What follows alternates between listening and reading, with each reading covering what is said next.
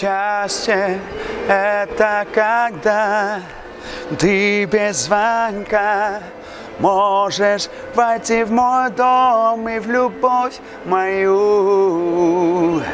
Здравствуйте, дорогие друзья! Меня зовут Нурлан Бахтыбеков, мне 24 года. Я родился в городе Нарын в Кыргызстане, потом вырос в городе Бишкек, нашей столице Кыргызстана. 24 апреля состоится международный конкурс «Голос Евразии Арген» в концертном зале Арти Холл. Дорогие гости, мы вас всех приглашаем.